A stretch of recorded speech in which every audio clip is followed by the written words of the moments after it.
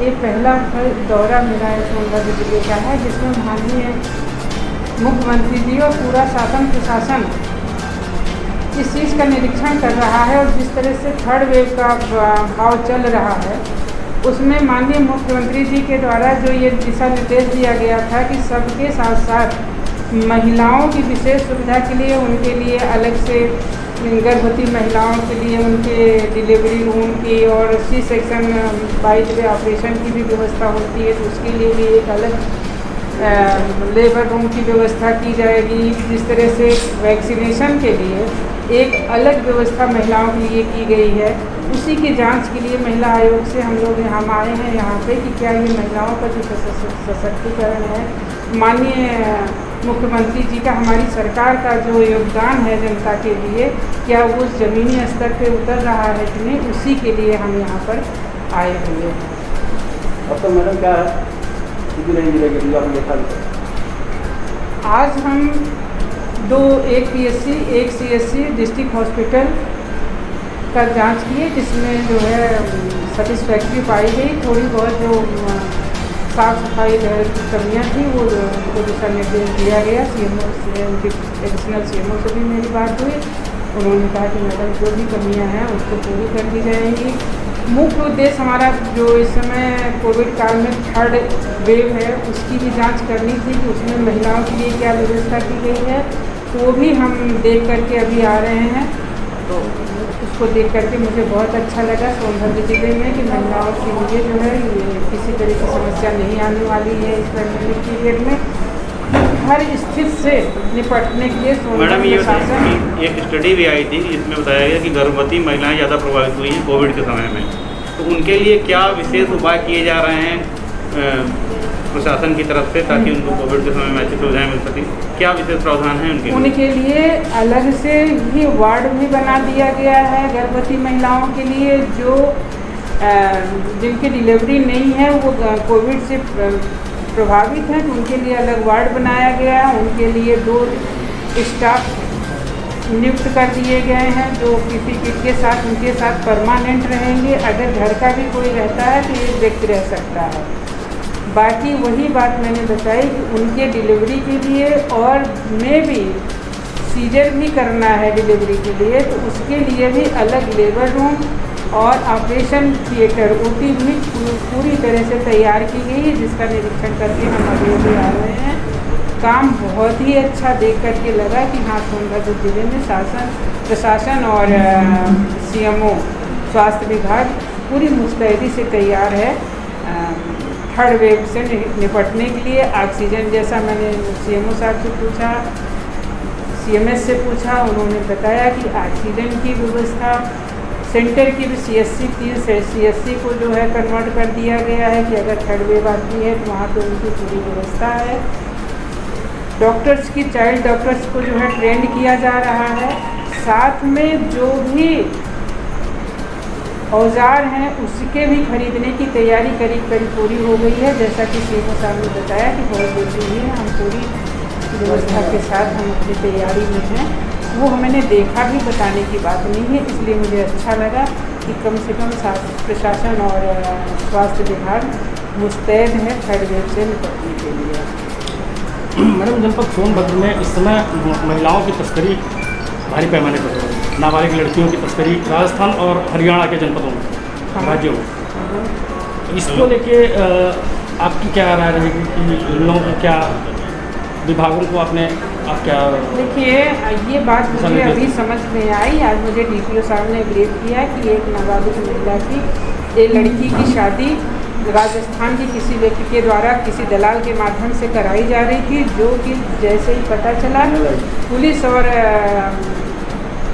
ये प्रोबेशन ने मिल करके उसको रेस्क्यू कर लिया। लड़की बस की शादी नहीं हो पाई और आरोपी जेल में है।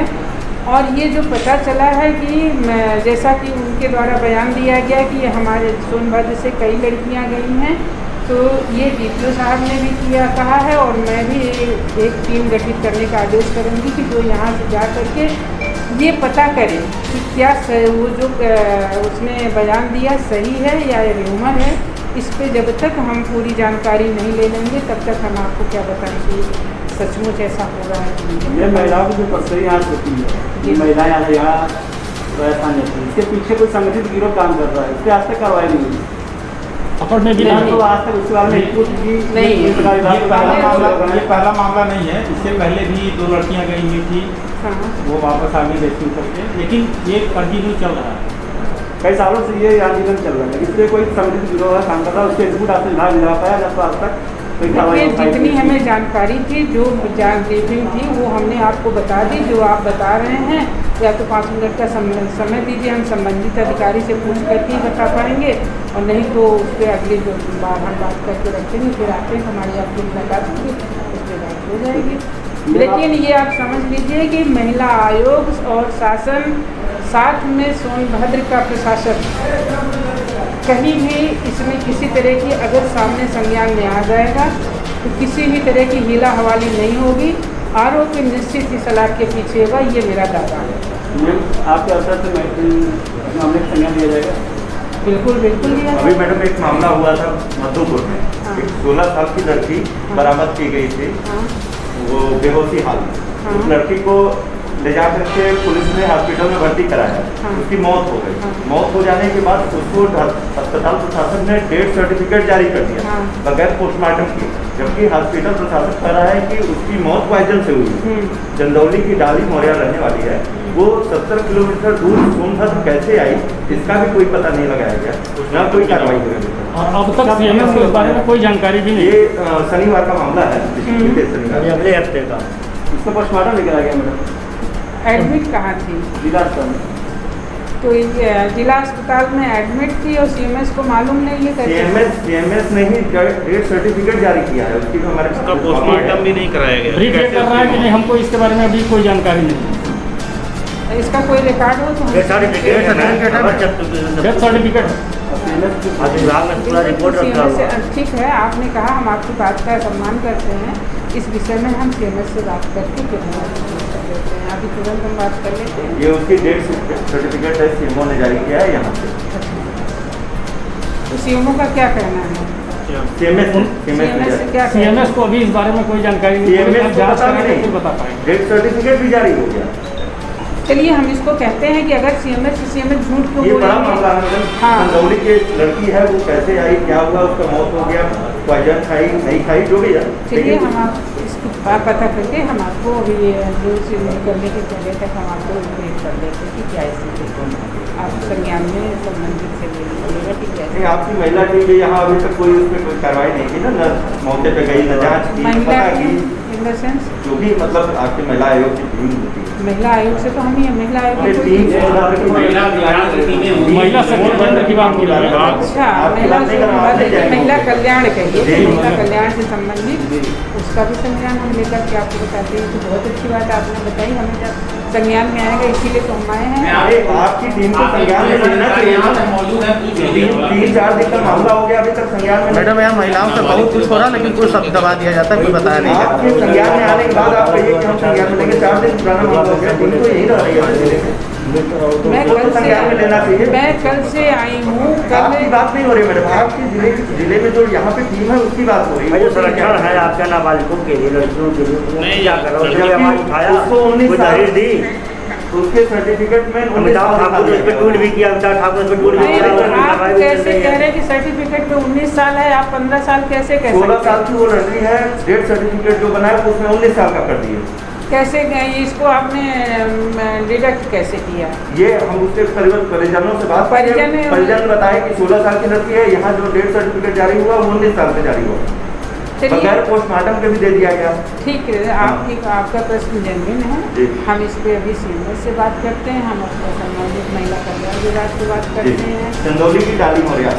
ठीक, अभी बात वो करते भी हैं। करने बात वाले। करने के बाद जो भी स्थिति बनती है वो हम आपको देखेंगे।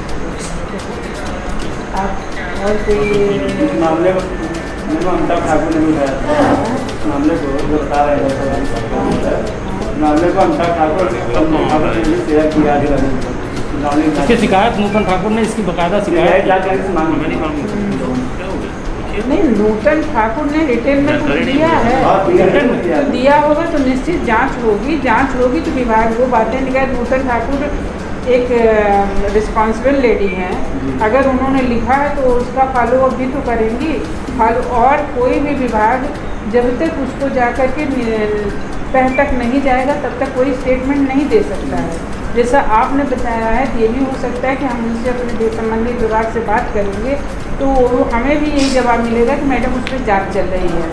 जांच चल जाएगी तो ना हमारा राइट है कि हम डे टू डे का जो है उस पर प्रगति लें। विभाग है जो अपने स्तर से जांच कर रहा है, जांच करके जो कंक्लूजन निकालेगा वो हमें भी पता चलेगा, संबंधित विभाग को भी पता चलेगा।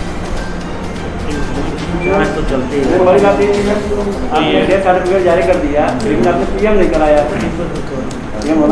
इसको हम आप कह रहे हैं